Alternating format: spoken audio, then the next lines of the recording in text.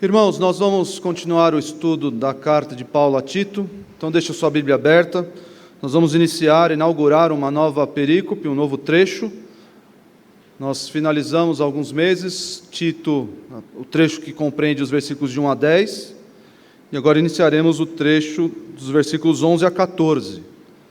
Então deixa sua Bíblia aberta em Tito 2, 11 a 14.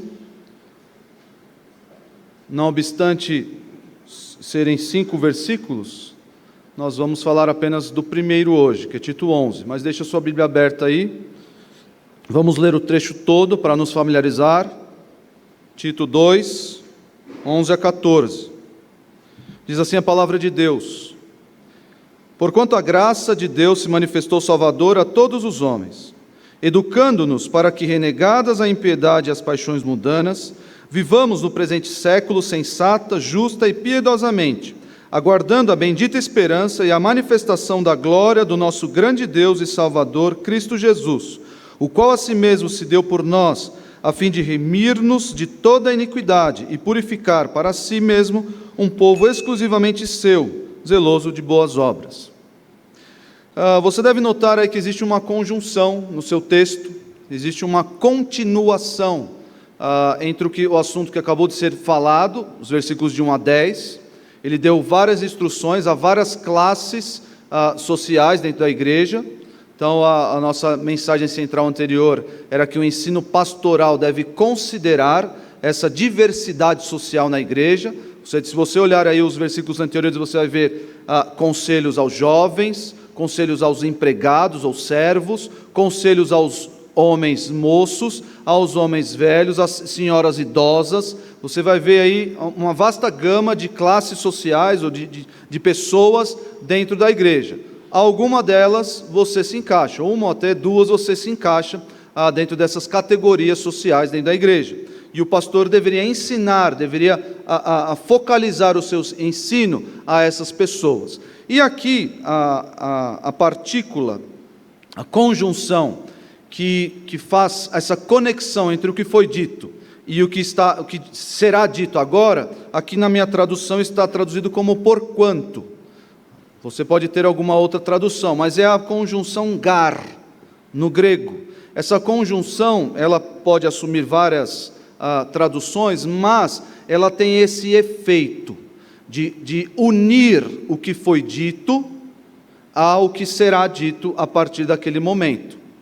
Então, essa conjunção vai dizer o seguinte, o que eu disse anteriormente tem total conexão com o que eu vou dizer agora.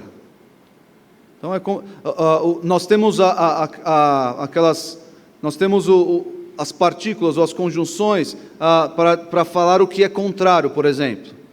Eu tenho esse terno azul, mas eu não gosto dele. Eu ganhei esse terno azul, porém não utilizo muito. Existe conexão, mas é uma conexão diferente. Uma conexão diferente, algo que está contradizendo.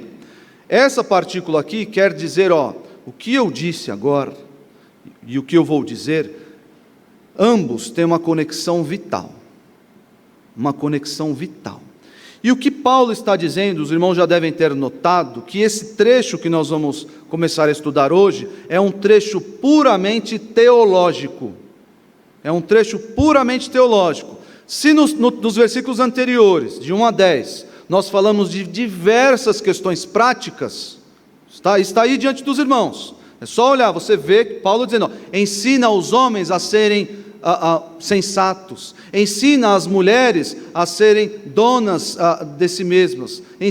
Então, várias questões práticas. E aí Paulo vem e diz, gar, e um trecho puramente teológico, ou profundamente, essencialmente teológico. Por que isso é importante na Bíblia, irmãos? Os irmãos já devem estar carecas de saber, alguns mais, outros menos, né? O pastor Thomas já está careca de saber, mas não existe, irmãos, não existe vida prática, não existe ortopraxia, uma vida cristã saudável, que frutifica, não existe, sem um fundamento teológico. Se você obedece os mandamentos, se você tem uma vida moral elevada, se você faz tudo certinho, se você é honesto nos seus negócios, mas não tem a teologia como fundamento das suas ações, você só é um legalista, ou um moralista na melhor das hipóteses. O crente verdadeiro conhece o Senhor, isso é teologia, conhecer a Deus é conhecer a sua revelação. O crente verdadeiro conhece o Senhor, conhece a teologia, e a partir dela desenvolve uma vida prática. Porque se eu tiro, eu vou fazer isso porque eu acho que Deus gosta, eu vou viver de tal forma porque eu acho que Deus gosta. 2 homens no Antigo Testamento prestaram adoração a Deus através de um fogo estranho, e eles achavam que Deus ia se agradar disso, mas, como o texto diz, era fogo estranho. Então, nós não podemos achar que, vamos viver aí a vida cristã da forma que nós acharmos, de acordo com a nossa opinião. Você vai estar agindo de forma idólatra, porque você criou um Deus que não existe. Então, irmãos, essas nuances do texto bíblico, essas partículas que às vezes passam desapercebidas, mostram para nós questões vitais para a nossa vida cristã prática. Então, o que Paulo vai dizer aqui, os irmãos olharam, é um trecho muito bonito, talvez um dos trechos mais bonitos da Bíblia. Um trecho que vai falar sobre a graça de Deus. Nós vamos explicar, vamos passar por ele. É um trecho lindíssimo. Se você pudesse escolher apenas um trecho da Bíblia, 4, 5 versículos, para pregar o Evangelho a alguém, eu recomendaria que você escolhesse esse trecho aqui. Se você quer decorar, eu vou decorar um trecho, esquece João 3,16. João 3,16 é bom, mas não fala sobre tudo. Não fala sobre tudo, é bom, mas vamos aprimorar um pouco mais. Então pegue esse trecho aqui de Tito 2, de 11 a 14, e decore, marque na sua Bíblia, e use esse trecho aqui para evangelizar, porque esse trecho vai falar sobre algo belíssimo, que é a graça de Deus, e é essa graça que nos dá capacitação para vivermos uma vida abundante, uma vida agradável a Deus. É essa graça que nós vamos conhecer nesse sermão e nos sermões seguintes. Meus irmãos, eu formulei aqui uma mensagem central para todo o trecho, os versículos 11 a 14, é uma mensagem central, e não obstante nós vamos estudar apenas um versículo hoje, mas guarde aí consigo a mensagem central que eu formulei a partir desse trecho aqui, guarde consigo, para lhe ser de edificação e ensino. A graça de Deus, tempestivamente, o que significa tempestivamente? No momento certo, no momento apropriado, no tempo devido. Então, a graça de Deus, tempestivamente, realiza salvação, transformação e expectação no crente. A graça de Deus, tempestivamente, no momento certo, realiza salvação, versículo 11, transformação, versículo 12, e expectação, é um sinônimo para expectativa. Expectação existe a palavra, eu fui no dicionário buscar, eu selecionei para ficar mais fácil de memorizar. Salvação, transformação e expectação no crente. É isso que a graça de Deus, no momento devido, realiza em você. Realizou, realiza e realizará. Por que isso, pastor? Porque hoje nós vamos estudar 3 momentos da graça de Deus. 3 tempos da graça de Deus. No português nós temos lá os tempos verbais, não temos? Temos 3 tempos verbais. Temos o presente, o passado e o futuro. Temos lá o subjuntivo e o imperativo, mas sempre vão lá Na verdade, o subjuntivo e o imperativo são modos, né? Mas nós temos 3 tempos: o passado, o presente, o passado e o futuro. Hoje nós vamos ver o que a graça de Deus fez no passado. E lembrem-se, foi no tempo certo, foi tempestivamente que a graça de Deus, o que ela fez no passado. Veja o versículo 11 aí, veja o versículo 11, e descubra o que a graça de Deus fez no passado, primeiro tempo, primeiro momento que a graça de Deus agiu, que a graça de Deus realizou algo no crente ou a favor do crente. O que a graça de Deus fez? Vamos lá. Porquanto a graça de Deus se manifestou salvadora a todos os homens. A graça de Deus se manifestou salvadora a todos os homens. Antes de falar propriamente sobre o que a graça de Deus fez, nós precisamos definir o que a graça de Deus é. O que é a graça de Deus? O que é a graça que nós tanto falamos, cantamos aqui sobre a maravilhosa graça de Jesus? O que é a graça de Deus? Todo crente precisa saber definir o que é a graça de Deus. Todo crente conheceu a graça de Deus. Todo crente foi alvo da graça de Deus. E precisa saber o que é. Às vezes eu fico... é próprio das crianças, né, irmãos? Às vezes nós perguntamos algo na classe das crianças e elas não sabem definir. Mas isso não significa que elas não sabem o que é. Às vezes elas não conseguem expressar. Pergunta, o que é a graça de Deus? Não sei, pastor. Eu sei que você sabe. Eu sei que você sabe. Mas é difícil, às vezes, um conceito tão amplo, algo tão grandioso como a graça de Deus, é difícil expressar em poucas palavras. Mas, a primeira definição que nos vem à mente, quando falamos em graça de Deus, é favor imerecido. Favor imerecido. Quando nós recebemos algo de graça, é porque não nos foi cobrado, não nos foi cobrado. Eu recentemente ganhei um presente. Ganhei um presente. E a pessoa que me deu esse presente não me cobrou nada pelo presente, senão não seria presente, né? Seria um negócio.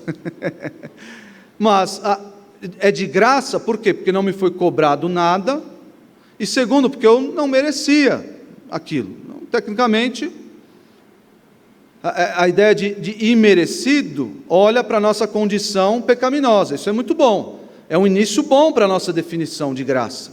Nós não merecíamos aquilo que nos foi dado. Por quê? Porque nós éramos pecadores. Muito bom esse conceito de graça, excelente. Mas aqui o que Paulo quer remeter à nossa mente é muito interessante o recurso de linguagem que ele utiliza. O recurso, os irmãos podem ver isso no português mesmo, é o recurso da personificação da graça, ou em português a prosopopeia. Prosopopeia é uma figura de linguagem, também utilizada o termo figura de linguagem personificação, que significa dar a seres inanimados, ou a sentimentos, ou a objetos, características próprias do ser humano. E o apóstolo Paulo vai utilizar isso aqui. Mas antes eu vou dar para os irmãos alguns exemplos na Bíblia de prosopopeia, de personificação. Eu vou só mencionar, não precisa abrir nos textos, senão os irmãos vão viajar muito aí nos textos, né? Mas no Salmo 51, versículo 8, ele diz assim, faze-me ouvir júbilo e alegria, para que exultem os ossos que esmagaste. Osso exulta. Osso vem aqui na frente, só quem está pele e osso, né? Você está meio magrinho, né, Potter? Osso não exulta, mas isso aqui é o quê? É uma personificação. Está dizendo que quem é o detentor dos ossos? São os meus ossos. Os ossos que o Senhor esmagou, que esses ossos exultem. Olha só, Provérbios, isso acontece demais em Provérbios. A personificação de quem? Da sabedoria. Da sabedoria, personificada no livro de Provérbios. Provérbios 1, 20. Grita na rua a sabedoria. A sabedoria está lá na rua gritando? Eu nunca conheci nenhuma senhora chamada sabedoria. Eu conheci algumas Esperanças, Conceição, mas sabedoria nunca conheci. Personificação, é uma figura de linguagem. Isaías 24, 23, olha só que interessante. A lua se envergonhará. Quer dizer que a lua vai ficar vermelhinha, vai ficar corada de vergonha? Não. O sol, seguindo o texto, e o sol se confundirá. O sol não vai saber se é para nascer, não, agora não é para nascer, agora é para se pôr. Não. É a personificação que é essa figura de linguagem. Tem isso também no Novo Testamento, Romanos 5, 14 e o 21. Em Romanos 5, 14 diz assim: a morte reinou desde Adão até Moisés. Morte reina? O que ele quer dizer? Que a morte atingiu a todos. É figura de linguagem para dizer, a morte atingiu a todos. Olha só, versículo 21. Reinasse a graça pela justiça. Ué, a graça não reina também, mediante Jesus Cristo nosso Senhor.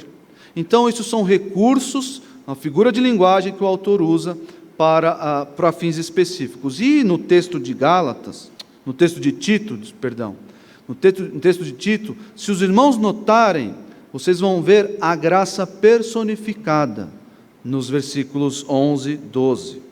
A graça personificada. Porquanto a graça de Deus se manifestou salvadora. A graça de Deus é salvadora? Está metade, meio a meio aqui. A graça de Deus é salvadora. Quem nos salvou foi a graça de Deus?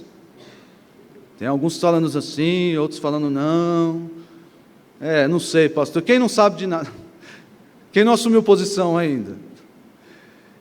Irmãos, é muito lindo ver o que acontece aqui, porque ele traz o assunto personificando a graça de Deus para nas linhas seguintes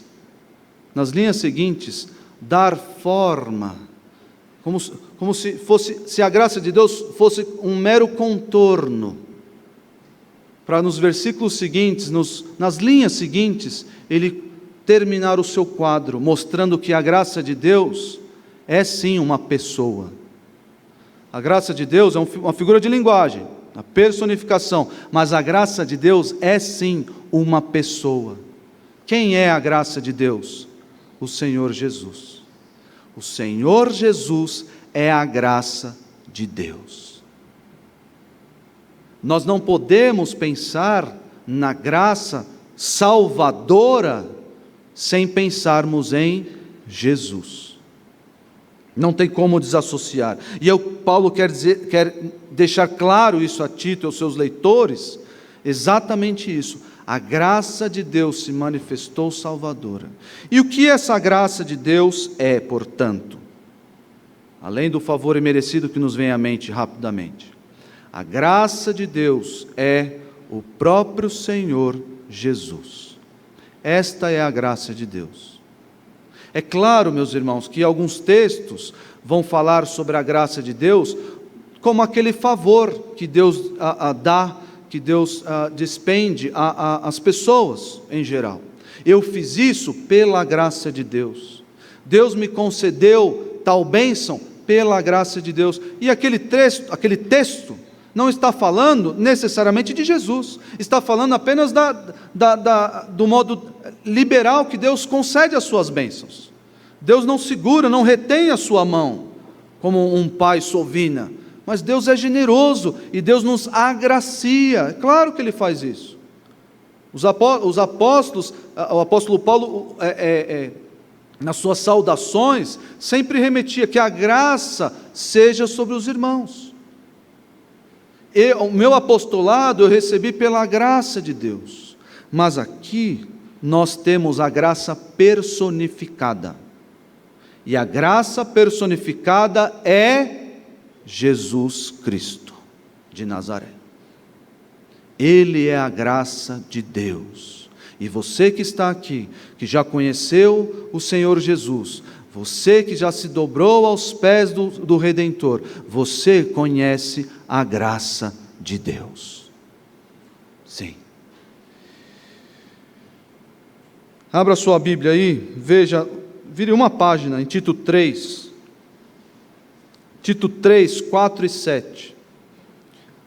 Paulo vai usar o mesmo recurso da personificação de atributos, por assim dizer, de qualidades. O que está personificado aí em Tito 3, 4? Quando, porém, se manifestou o quê? A benignidade de Deus, nosso Salvador, e o seu amor para com todos. Quem está personificado aqui? A benignidade e o amor de Deus. Mais uma vez, a benignidade não é algo à parte de Deus, não é algo personificado. A benignidade de Deus e o amor dele são Jesus Cristo. Estão manifestos em Jesus Cristo. Então, se você quer conhecer o amor, se você quer conhecer a benignidade de Deus, se você quer conhecer a graça de Deus, olhe para Jesus. Olhe para Jesus, porque Jesus, nós vamos ver, Jesus é a epítome, a expressão máxima da graça de Deus. E ele vai dizer no versículo 6, que ele derramou sobre nós, estou em Tito 3, 6, por meio de Jesus Cristo, nosso Salvador. Abra sua Bíblia em João 1. João 1. Nós estamos vendo aqui que o Senhor Jesus é a graça de Deus, é a demonstração máxima, é a personificação da graça de Deus. João 1,14. E o Verbo se fez carne e habitou entre nós. Quem é o Verbo? Jesus.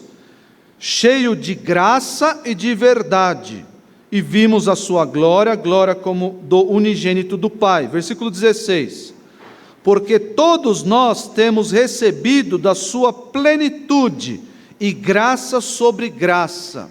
O que é essa expressãozinha aqui, graça sobre graça? É que não dá para colocar graça no aumentativo. O que é uma graça no aumentativo? Não existe nem em português, uma graçona. Não dá certo. Não dá certo. Então ele colocou graça aqui, ele exponenciou graça ao infinito. Ao infinito. Temos recebido da sua plenitude e graça sobre graça, porque a lei foi dada por intermédio de Moisés. A graça e a verdade vieram por meio de Jesus Cristo. O Senhor Jesus é a expressão máxima da graça de Deus.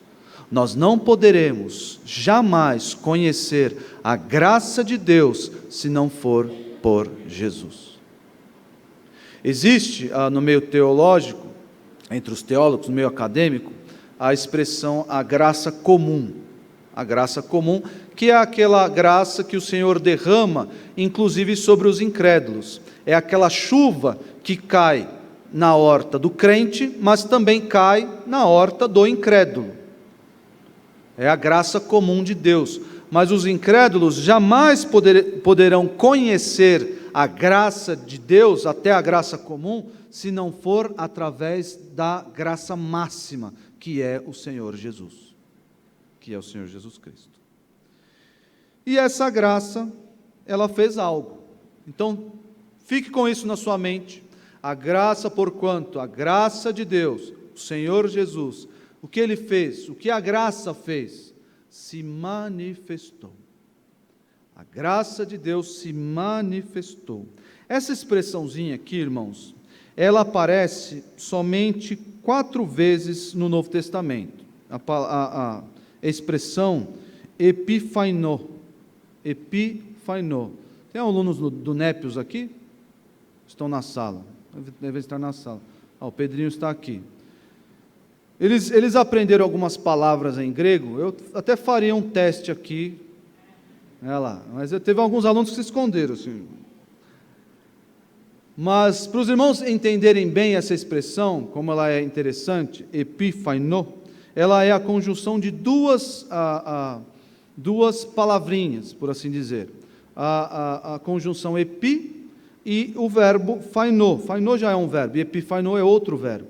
Fainô significa reluzir. Quando a conjunção epi é agregada ao verbo, o que acontece? É reluzir ao máximo. É como se essa luz atingisse a potência máxima. Não é qualquer reluzir, não é qualquer luzinha, é a lanterna do Rogério. Os jovens conhecem aqui a lanterna do Rogério. Não é uma luzinha de celular, não é uma, está aqui, não, é uma lanterna muito potente, é uma lanterna forte, que quando está no meio do quarto, aquela escuridão, e o Rogério acende a sua lanterna, você até fecha os olhos, de tamanha luz que reluz dentro daquele quarto. É isso que acontece. Epifainô. Os alunos do NEPES aprenderam o verbo balo. O que é o verbo balo? Pedrinho, o que é o verbo balo? Já não lembra mais, né? Sabe, Rafael? Eu lanço, eu arremesso, eu jogo. Muito bem, Rafael, me lembra de te dar um ponto na... Eu lanço, mas existe o verbo também, Rafael e demais irmãos, epibalo, epibalo. Então, como é que é epibalo? É o lançar por cima, não é só lançar, vou arremessar não, eu jogo como se jogasse muito longe, eu jogo por cima, epibalo. Alunos do NEPES, eu não sei se essa palavra eu ensinei para vocês, gnosco, sabe, Pedrinho?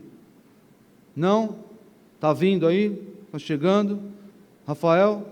Gnosco. Helena? Eu conheço, muito bem, Helena, mas me lembra de dar um ponto na prova. Eu conheço, gnosco. Agora, existe o verbo epignosco. O que é o verbo epignosco? Eu conheço por completo. Eu conheço tudo que tem para conhecer daquele assunto. Epignosco. E aqui está epifainô. Epifainô. A tradução de epifainô seria eu reluzo, mas não é uma luz qualquer. Então, quando nós vemos aqui, a graça de Deus se manifestou, é como uma luz que reluziu nas trevas. Você já chegou num quarto escuro? Você não enxergava absolutamente nada e você acendeu a luz? Aquela luz branca, forte, seus olhos tiveram até que fechar um pouco para não serem acometidos pela força daquela luz. Já aconteceu com você? É esse se manifestar aqui. A luz da graça de Deus, a fulgente e gloriosa luz da graça de Deus, reluziu a todos os homens, se manifestou salvadora a todos os homens. É a força da graça, do favor de Deus, com toda a sua luz, com todo o seu poder, reluziu num mundo de trevas, densas trevas. A graça de Deus reluziu ali, naquela manjedoura, naquela simples manjedoura. A luz fulgente de Deus reluziu sobre o mundo em trevas. Olha onde está escrito isso, Isaías 9:2. Isaías 9:2. Abra a sua Bíblia, Isaías 9:2.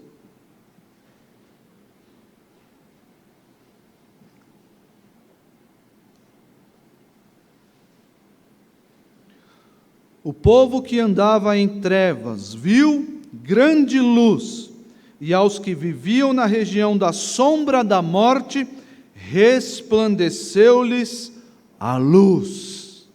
Veja agora Lucas 1. Lucas 1:79 é um dos 4 usos dessa palavra epifaino. É utilizado aqui, em Atos e 2 vezes em Tito.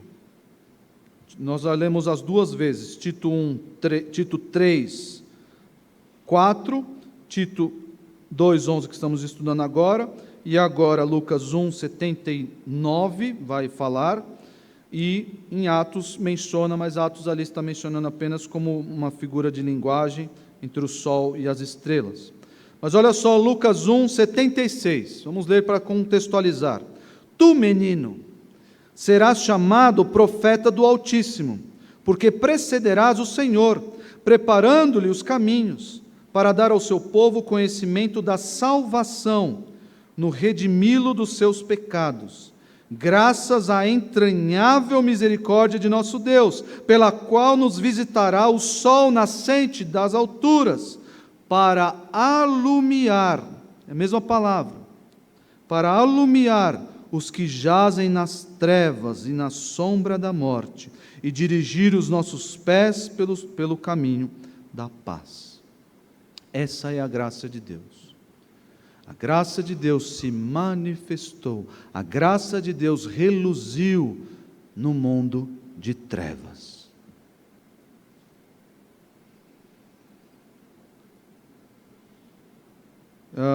No livro O Senhor dos Anéis, o segundo livro, As Duas Torres. Quem não leu o livro pode ver o filme também.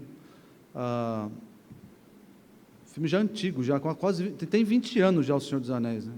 O primeiro nasceu em 2000.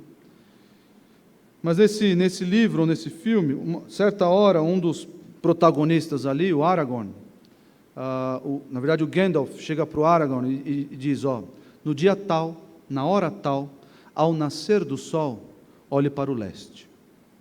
E diz essa frase meio despretensiosamente, quase como uma profecia. O Aragorn meio sem entender, tudo bem, ok, prosseguiu sua jornada, rumo a Helm's Deep, e seguiu lá para uma batalha que ele ia travar, no final do livro, contra o poder dos orcs. Os orcs representam o poder do mal. E aquela batalha se iniciou à noite, densa noite. Os orcs chegaram para invadir a cidade, conseguiram, ali era uma cidade praticamente impenetrável, mas eles conseguiram explodir uma bomba ali e entrar através dessa fissura na muralha, e a batalha era quase perdida pelos homens, pela força dos homens e dos elfos.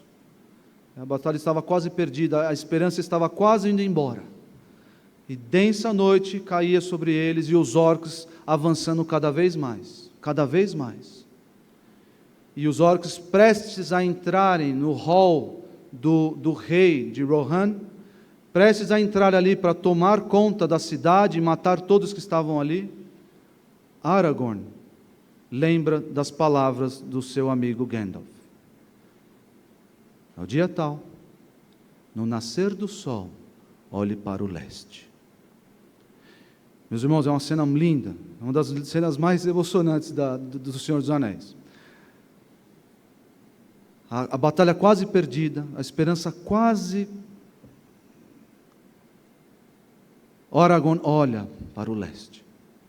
E quem está lá em cima da colina, em cima do seu cavalo branco? Gandalf. E Gandalf traz consigo um exército de cavalos e cavaleiros. E eles avançam e vencem a batalha contra os orcs. Porque no momento certo, ao nascer do sol, ele diz, na primeira luz, ele não diz ao nascer do sol, ele diz na primeira luz, no primeiro raio de sol, olhe para o leste. E ele olhou, e no primeiro raio de sol veio a salvação. Meus irmãos, essa é a nossa história. Nós andávamos em trevas, em densas trevas. Nós andávamos sem esperança. Nós andávamos à mercê das circunstâncias. Nós não sabíamos como viver. Nós não sabíamos o que fazer. Diante de nós estava a lei nos acusando. Diante de nós estava a lei dizendo: você nunca vai se salvar, porque só consegue salvação aquele que guarda a lei. Você jamais irá se salvar. Mas no momento certo, no momento devido, a graça de Deus raiou sobre a nossa vida, raiou sobre nós com aquela luz fulgente e nos salvou. Essa é a graça do Senhor Jesus. A luz raiou naquele madeiro, e a força fulgente da luz salvadora de Deus raiou no nosso coração, em densas trevas. Essa é a nossa história. A graça de Deus se manifestou salvadora a nós. Abra sua Bíblia em 2 Timóteo 1. 2 Timóteo 1, versículos 8 a 10.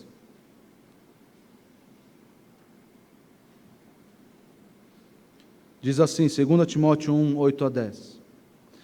Não te envergonhes, portanto, do testemunho de nosso Senhor, nem do seu encarcerado, que sou eu.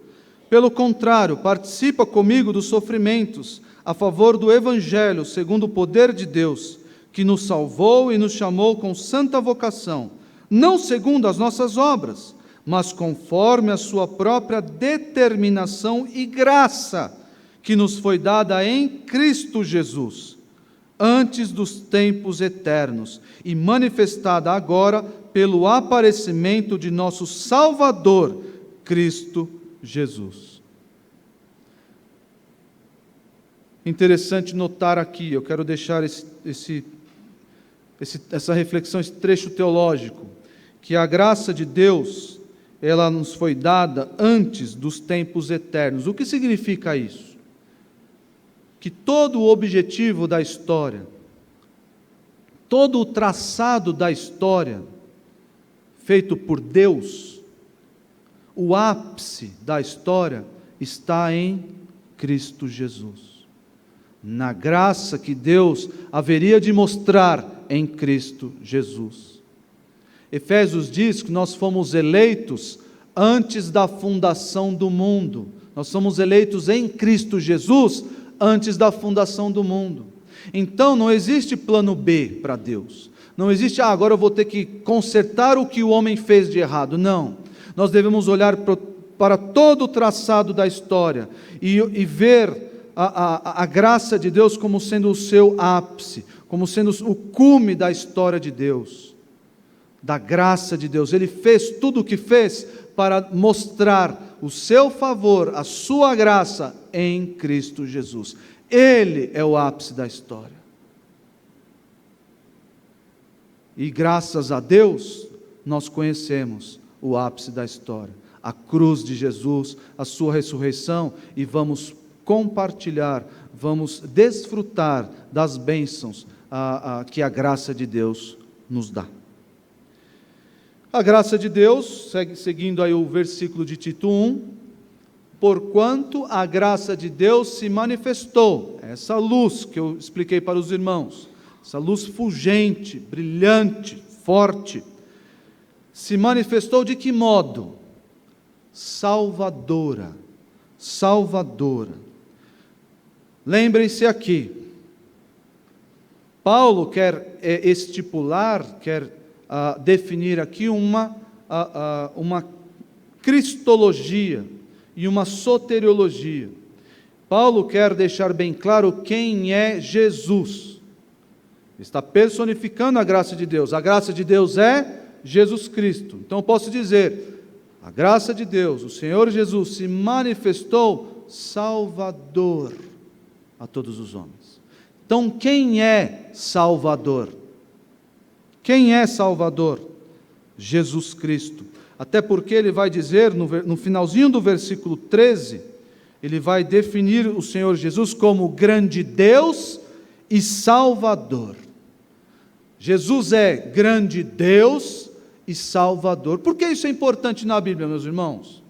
Por que essa teologia, essa visão teológica é importante para nós?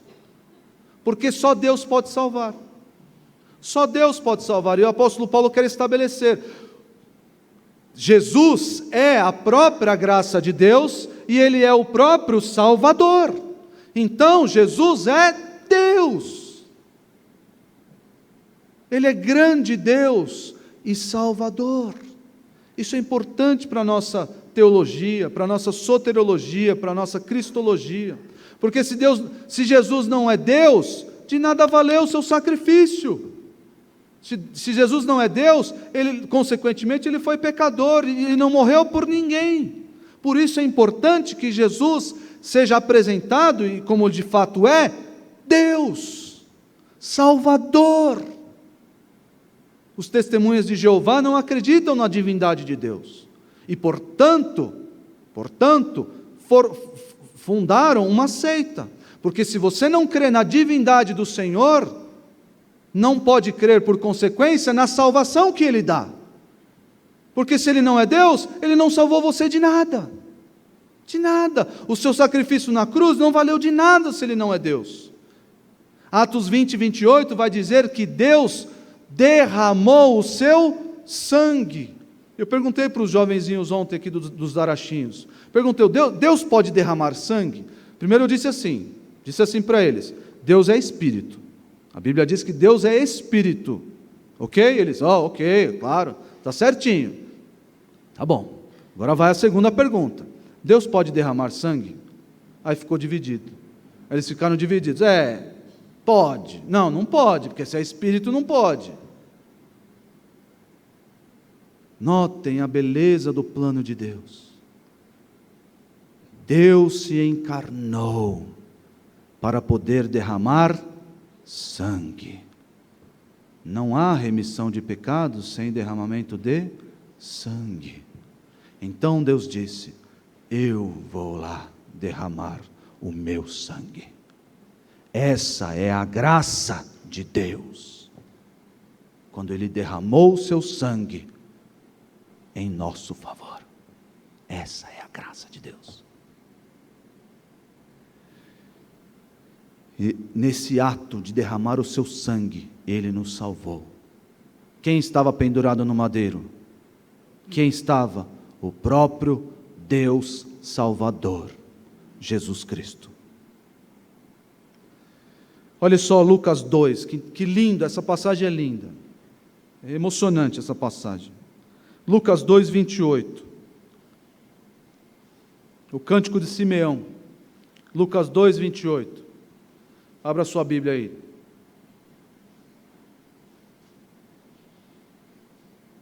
Lucas 2, 28 diz assim: Simeão o tomou nos braços e louvou a Deus dizendo...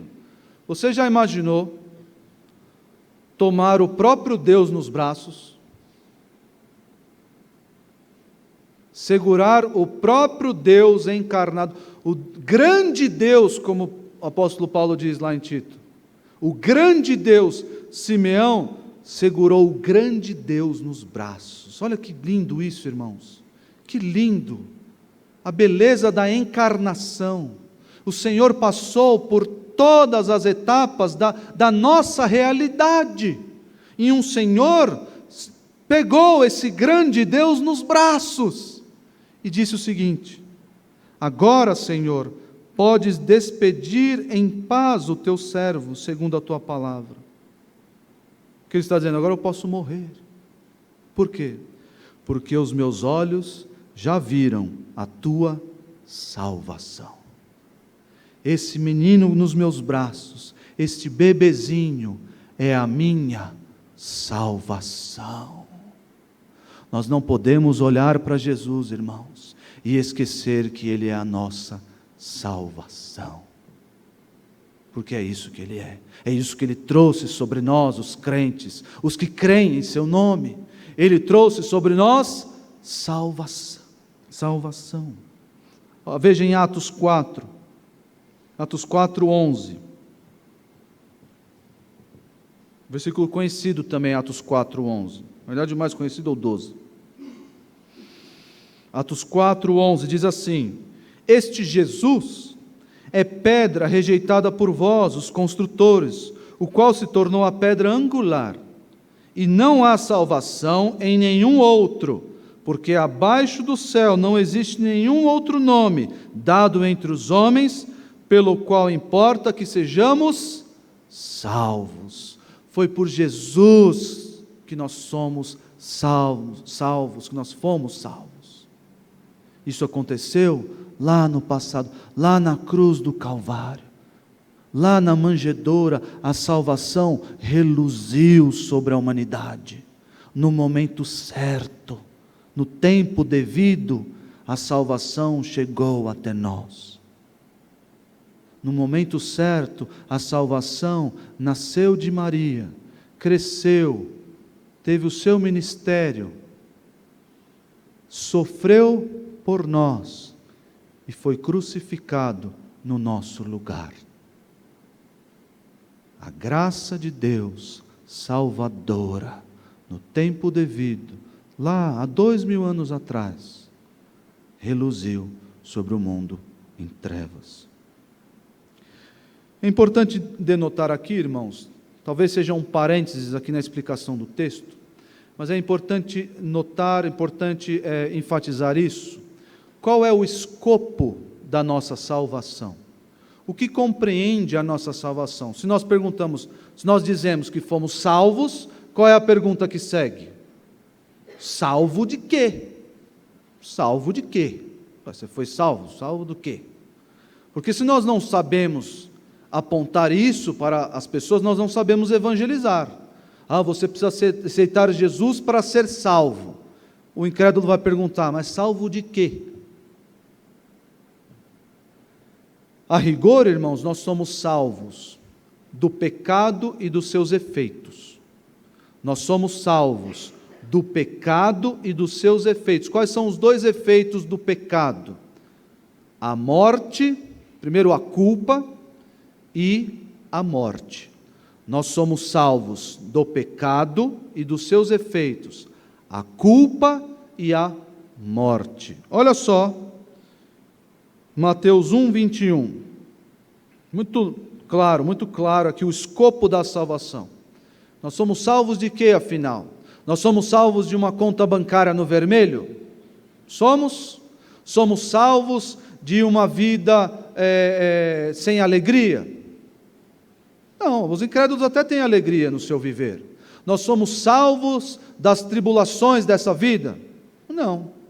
Nós somos salvos por Jesus, pela graça de Deus, somos salvos do pecado e seus efeitos. Olha só, Mateus 1, 21, ele dará à luz um filho e lhe porás o nome de Jesus, porque ele salvará o seu povo dos pecados deles. Agora vá para Atos 13. Atos 13.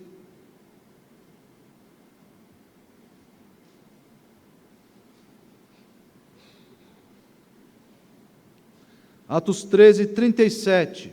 Veja aí. Porém, aquele a quem Deus ressuscitou não viu corrupção. Falando de Jesus. Tomai, pois, irmãos, conhecimento de que se vos anuncia remissão de pecados por intermédio deste que ressuscitou e não viu corrupção. Nós temos o quê? Por meio da graça salvadora, nós temos a remissão dos pecados. E aqui fica uma aplicação para nós, irmãos.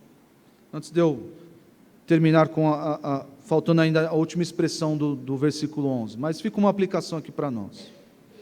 Quando nós, diante dessas verdades, diante dessa realidade, nós que fomos salvos do pecado, da escravidão do pecado, você que está aqui, você que está me assistindo, você eventualmente vai assistir esse vídeo depois, você que foi salvo pela graça de Deus, da escravidão do pecado, quando você se entrega a uma vida de pecado, depois de haver conhecido a graça de Deus e a sua salvação, quando você se entrega a uma vida de pecados, você está voltando ao estado de outrora. Deus salvou você disso. Você está dizendo ao Senhor, eu não preciso da sua salvação. Por isso, meus irmãos, o pecado é algo muito sério para a vida do crente, para a realidade do crente.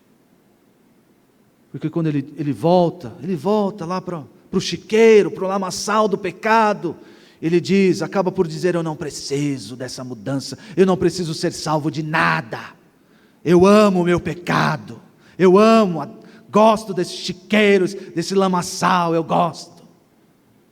Não preciso ser salvo de nada. Essa é a mensagem que você transmite. Mas nós fomos libertos da escravidão do pecado.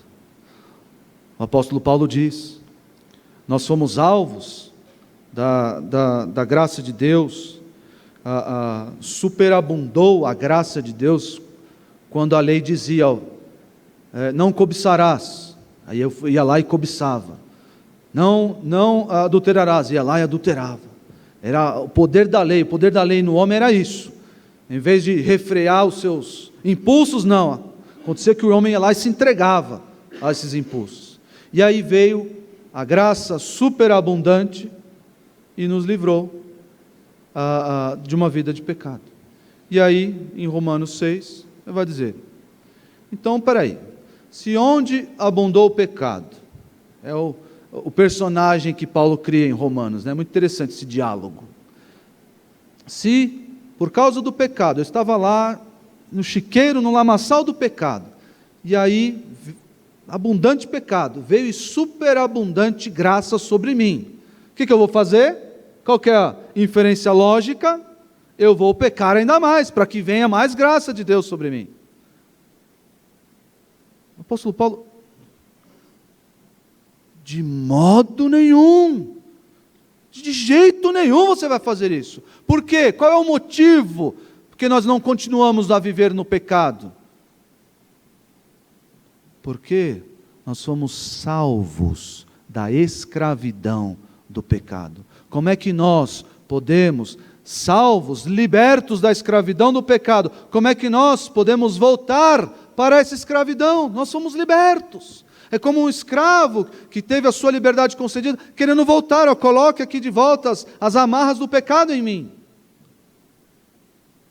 Não podemos mais entregar os membros do nosso corpo ao pecado. Por quê? Porque nós fomos salvos da escravidão do pecado e dos seus efeitos, da culpa, nós somos justificados, agora nós podemos nos apresentar justos diante de Deus, nós somos libertos da culpa do pecado e do seu efeito primordial, a morte, que é a separação eterna de Deus. Quando nós somos salvos, nós ganhamos o quê? A vida eterna. E agora nós não temos mais que lidar com a culpa e nem com a morte, porque temos vida eterna. Agora somos justificados. Logo, nós não podemos viver na escravidão do pecado. Vejam, meus irmãos, como a teologia baseia todo o nosso viver. Eu descobrir que fui salvo do pecado vai me tornar um crente, melhor, um crente disposto a vencer o pecado que ainda habita em mim. A natureza pecaminosa que ainda é mortificada, sim, mas que ainda está em mim. É a teologia, a boa teologia, a ortodoxia, moldando o nosso viver. E por fim, irmãos, o último trecho aí do versículo. Porquanto a graça de Deus se manifestou salvadora a todos os homens. A todos os homens. Queridos, o entendimento desse texto, dessa expressão, ela é muito clara. O que acontece? O pessoal vai criar uma soteriologia, especialmente concernente à propiciação, o efeito do sacrifício de Cristo. Vão formar uma teologia chamada de arminianismo, né? A teologia que defende que a propiciação de Jesus é para todos os homens, sem exceção. É isso, eles vão utilizar esse texto, olha só. Porquanto a graça de Deus se manifestou salvadora a todos os homens. Então quer dizer que a graça de Deus está lá, foi a propiciação, o sacrifício de Jesus, está disponível aí a todos os homens, sem exceção. É muito pueril essa visão. Por quê? Porque não contempla os versículos anteriores. Olha a partícula gar. Todos os homens aqui são todos os homens sem exceção? Não, são todos os homens sem distinção. Como assim sem distinção, pastor? Sem distinção entre homem e mulher, sem distinção entre servo e empregador, sem distinção entre jovem e velho. Por quê? As classes sociais que ele acabou de falar, acabou de se referir nos versículos anteriores. Acabou de dizer. A graça de Deus se manifestou salvadora a todos os homens sem distinção. Por que esse argumento no Novo Testamento é tão importante? É tão importante. No Antigo Testamento, a salvação era de quem? A salvação pertencia a quem? A que povo? Os judeus. A salvação era de Israel. Não quer dizer, como nós aprendemos em Romanos, que todo judeu era salvo. Nós aprendemos isso em Romanos. Mas a salvação vinha dos judeus. Estava estrita aos judeus, porque os judeus adoravam o Deus verdadeiro. E todas as nações vizinhas, as nações estranhas, não conheciam o Deus verdadeiro. Poderiam conhecer, sim, através de Israel. Mas a salvação estava adstrita, por assim dizer, a Israel. E aqui vem Paulo e diz que a salvação, a graça de Deus, que é Jesus, se manifestou a todos os israelitas. Não.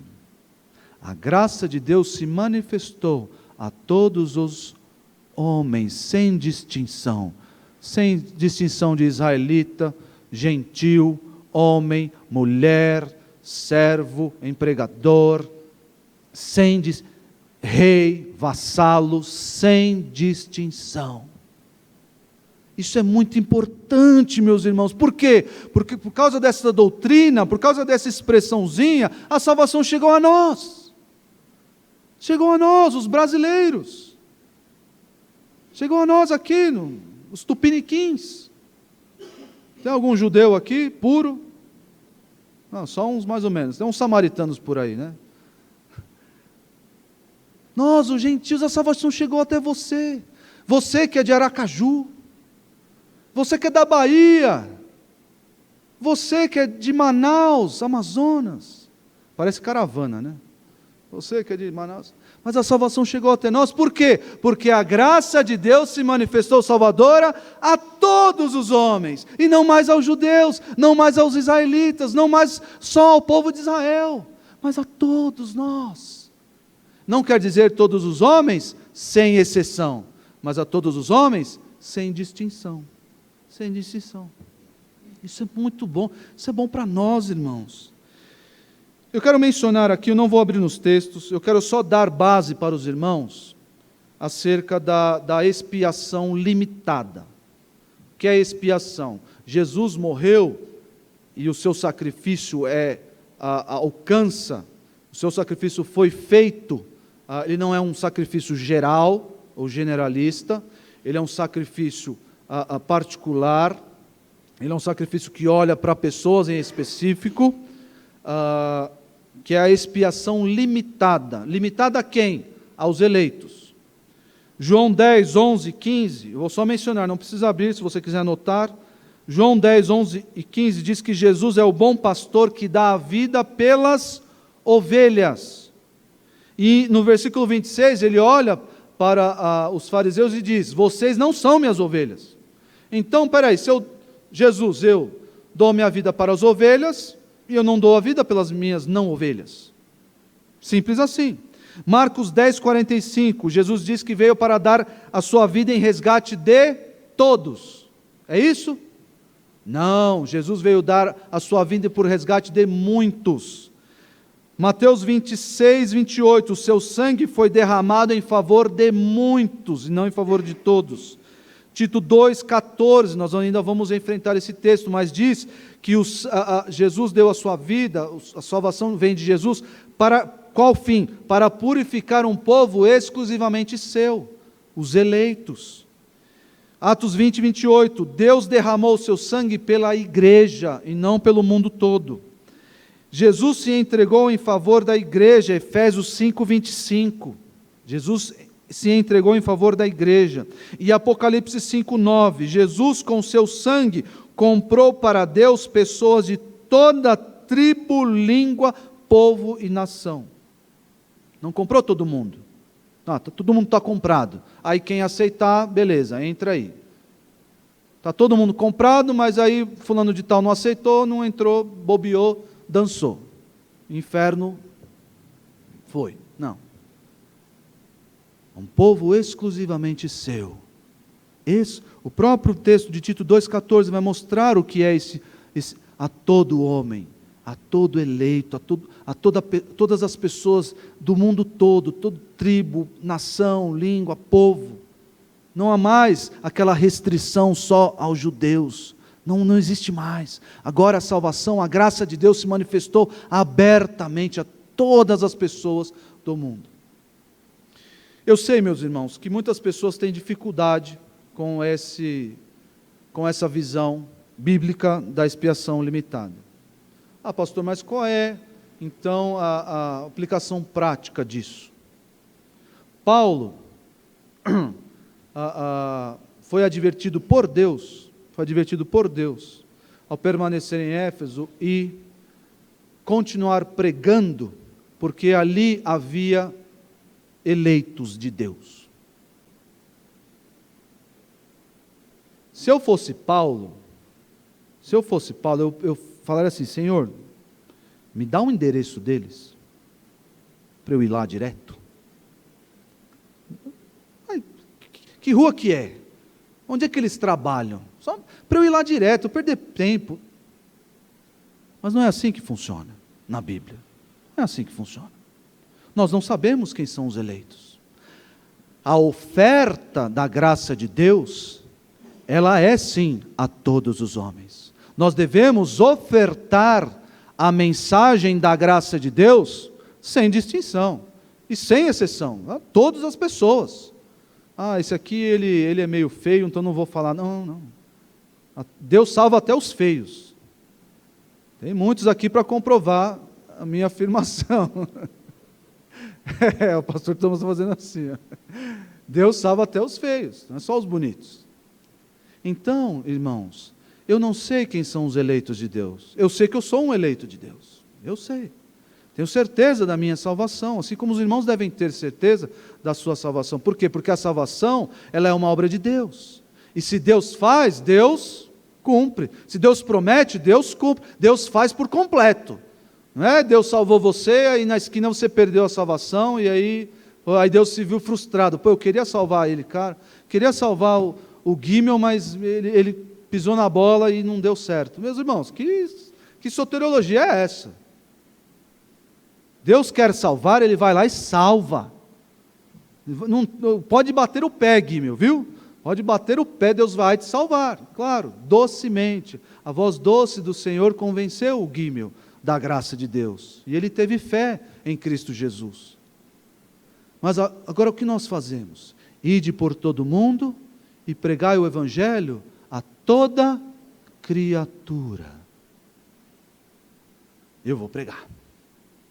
Todas as pessoas, todas, e Deus vai salvar os eleitos, quem Ele quiser.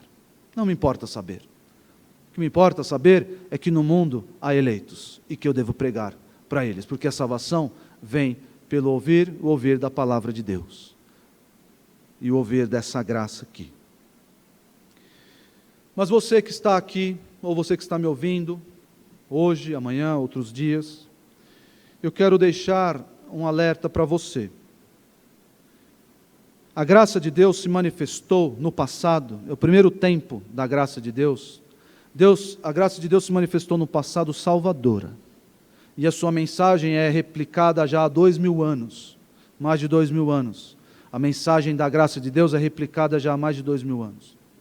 E a graça de Deus se manifestou salvadora a todos os homens. Está aí para quem quiser crer e aceitar. Mas a graça de Deus, ela também se manifesta como condenadora. Sim. A graça de Deus condena, ela não só salva. A graça de Deus condena aqueles que rejeitam a graça de Deus. Se você está aqui, está me ouvindo, e você ainda não conheceu, você ainda não viu, não brilhou sobre a sua vida a fulgente luz da graça de Deus, lembre-se, enquanto você rejeita esta graça, você está condenado por ela. Lucas 20, abra sua Bíblia.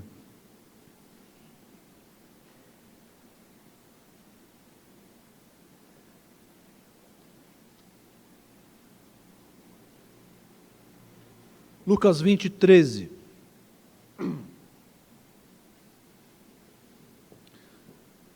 O Senhor Jesus está contando a parábola da vinha, né, do senhor da vinha e os seus empregados, os empregados rebeldes. Acontece que o homem montou uma vinha, deixou lá os encarregados da vinha e foi viajar.